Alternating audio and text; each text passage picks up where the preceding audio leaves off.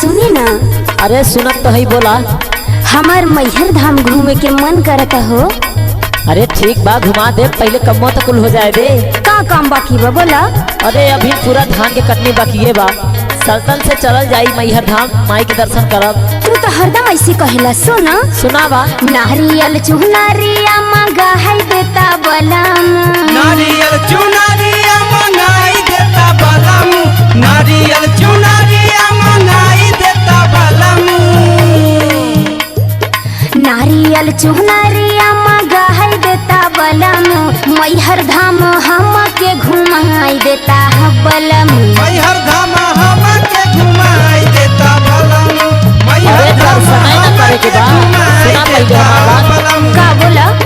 पूजा के सामान सब मंगाई दे धनिया, पूजा के सामान सब मंगाई दे धनिया, नवरात्र में दर्शन कराई दे धनिया। नवरात्र में दर्शन कराई देबै धनिया, नवरात्र में दर्शन कराई देबै धनिया।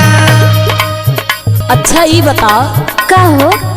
पूजा के सामान में का लगेला, हमरा के कुछ पते नहीं के। अच्छा कोनो लिस्ट उस्ट बना के रखले है? सुना हम बतावत है ना। हाँ तो बताओ। सुना धरिया कपूर लइहा जाही के बजरिया, जाई के बाजारिया हो, जाई के बाजारिया, जाई के बाजारिया हो, जाई के बाजारिया। साहगन से लेहले अइहा राजा हो चुनरिया, राजा हो चुनरिया, राजा हो चुनरिया, राजा हो चुनरिया, राजा हो चुनरिया। सुनत हवा ना।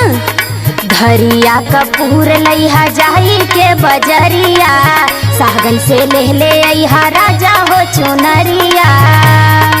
और सुना सुनावा। मनावा के सरधा पूरा है देता बलम,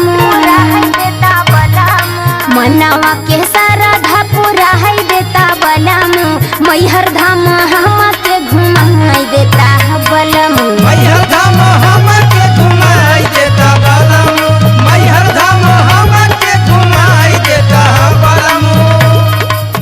जवन तू कहबू तवन किनाई, तवन किनाई हो, तवन किनाई, तवन किनाई हो, तवन किनाई। संगे संगे तोहे मैहर धाम हम घुमाई। धाम हम घुमाई हो, धाम हम घुमाई, धाम हम घुमाई हो, धाम हम घुमाई। जवन तू कहबू हो तवन किनाई, संगे संगे मैहर धाम तोह के घुमाई, जहाँ जहाँ कहबू घुमाई देबै धनिया, जहाँ जहाँ कहबू घुमाई देबै धनिया, नवरात्र में दर्शन कराई देबै धनिया। नवरात्र में दर्शन कराई देबै धनिया, नवरात्र में दर्शन कराई देबै धनिया।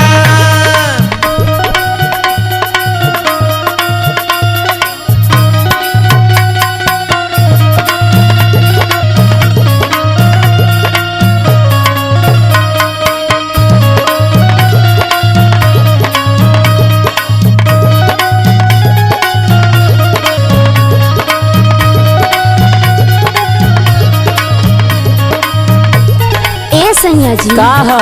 अब की मैहर धाम अकेले ना जावो। तब कैसे चला जाइए? अब ब्रिजेश भैया, संतोष भैया इन्होंने उनके बुला लिया। सुना अरे ठीक है, सबके बुला लिहल जाई। संदीप सजनवा मोर मानिला कहनावा, मानिला कहनावा हो, मानिला कहनावा, मानिला कहनावा हो, मानिला कहनावा। हमरा के चाही नाही कहवानो गहनावा, कवनो गहनावा हो, कवनो गहनावा, कवनो गहनावा हो, कवनो गहनावा। संदीप सजनवा मोरा मानिला कहनावा, हमरा के चाही नाही कहवानो गहनावा। सुनत हवा ना। अरे हमरो सुन पहले। सुनावा। संतोष राज के बुलाई देबै धनिया। अरे सुनलो कि ना? संतोष राज